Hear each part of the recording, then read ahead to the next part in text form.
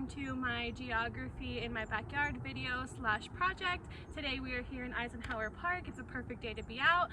Today we'll be going over different things that we learned throughout the semester, so things such as erosion, weathering, structure of rocks, climate, things of that nature. So let's go ahead and get started. So as I was walking through the trail, I was quickly able to identify one different type of weathering. So this is physical weathering right here, sometimes called mechanical weathering. This happens when rocks break into smaller pieces of themselves, and these little pieces have the same properties as the original bigger pieces.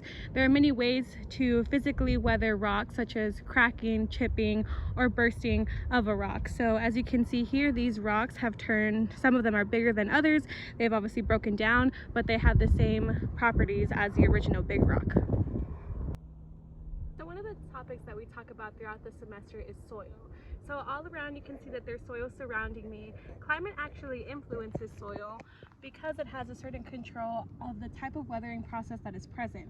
However, this depends on the quantity of water that moves in the ground and the plants and animals that live around the area. Soil formation is enhanced by many animals, from one tiny cell organism to mammals that make a temporary or permanent home in the soil. As you can see, these holes were probably or most likely created by ants. So as you can see, both of these rocks here have multiple holes inside of them. This is known as chemical weathering. Chemical weathering happens when a rock changes or turns into smaller pieces through a chemical reaction. As you can see here, chemical weathering is easily noticeable. You can definitely tell that there's holes and different things have happened to this rock, which commonly happens because of carbon acids and oxidation. So one of the things I wanted to talk about, because we talk about it throughout our chapters in our book, is wind. There is no wind really right now because it is the season of summer, but I will be talking about seasons later. So wind is produced by different atmosphere pressures. Moving air is much like moving water. Wind can move materials by pushing it or rolling it or even lifting it off the ground and off the surface and carrying it a great distance. So as I began walking off trail, I was able to find an ephemeral stream. As you can see right here, ephemeral streams are dried stream beds that flow as rivers or streams after periods of rainfall. During dry spells, dried upstream beds build up layers of nutrient soil.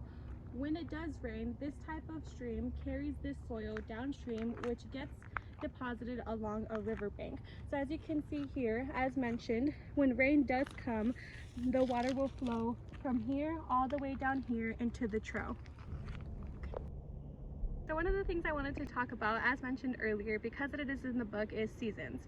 Obviously, it is clear that it is summer season. It is very hot out here. Seasons are produced because Earth revolves around the sun with a tilted axis, which directs different parts of the planet towards and away from the sun at different stages of the journey.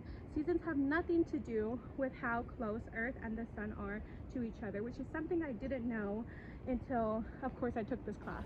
Thank you guys for watching my geography in my backyard video. I hope you guys learned a thing or two. I tried to incorporate everything that we learned throughout the semester in this video. So one of the things I wanted to do before ending the video was give you guys the coordinates to Eisenhower Park.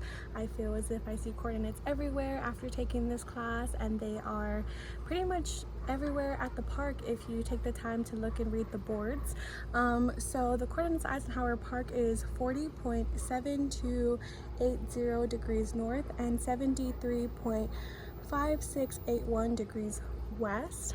As we know, coordinates help us get to our destination with the help of latitude and longitude. So thank you guys again for watching my video. I really enjoyed my time here in this class, and I can now go on walks knowing things that I didn't know before, being able to point out things that I wasn't able to point out before. So thank you guys for watching my video.